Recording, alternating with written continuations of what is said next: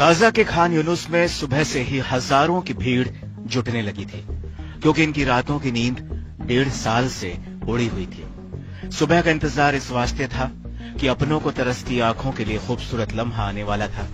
अलग अलग कैद से निकलकर जिंदगियां अपने अपने घरों की तरफ लौटने वाली थी। जेल किसी भी मुल्क की हो, वो कैदी की कभी हो नहीं सकती है। बंधकों की रिहाई और बंधकों की अदला बदली की तैयारी पूरी की गई।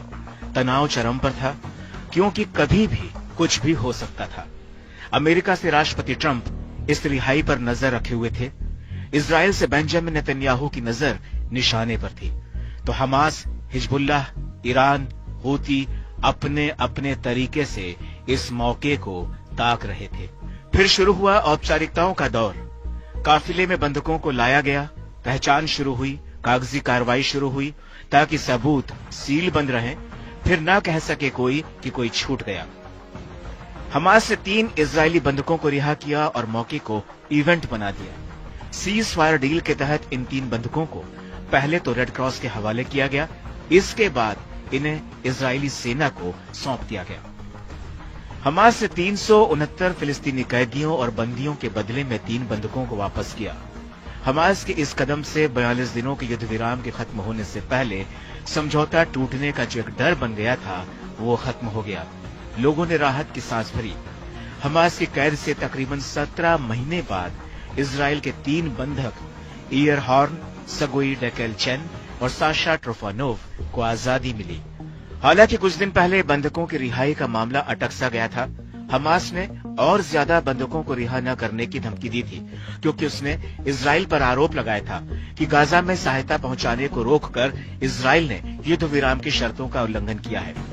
इसके बाद अमेरिका के राष्ट्रपति डोनाल्ड ट्रंप ने गाजा को नर्क बना देने की धमकी दी थी, जिसके बाद इजराइल ने भी लड़ाई फिर से शुरू करने की धमकी दे डाली और अपनी सेनाओं को हाई अलर्ट पर कर दिया था।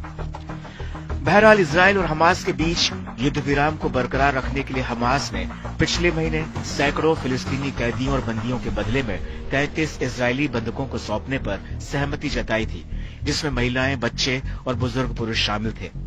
इससे पहले 33 में से 16 इजरायली बंधकों को वापस लौटा दिया गया था। अब 3 लोगों की रिहाई हुई। इसके बावजूद गाजा में अभी भी 73 इजरायली बंधक बचे हुए हैं, जिनमें से ये नहीं मालूम कि कितने जिंदा हैं और कितने नहीं। हमास अब तक इजराइल के 19 और थाईलैंड के 5 बंधकों को रिहा कर चुका है। आईडीएफ का कहना है कि रिहा किए गए तीनों बंधक 498 दिनों के बाद इजराइल वापस लौटे हैं। हालांकि अभी भी बंधकों की रिहाई के बावजूद तनाव चरम पर है। खुद अमेरिकी राष्ट्रपति डोनाल्ड ट्रंप इजरायली बंधकों के साथ हुई ज्यादतियों को लेकर बेहद नाराज हैं। उधर बड़े पैमाने पर विरोध प्रदर्शन भी हो रहे हैं। तो वहीं गाजा को लेकर ट्रंप के प्लान ने भी खाड़ी देशों में खलबली मचा दी है।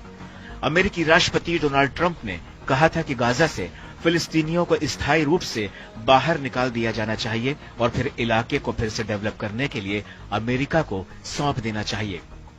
फिलहाल अमेरिका इस प्लान पर चुप है, लेकिन आने वाले समय में गाजा में नया गदर देखने को मिल सकता है।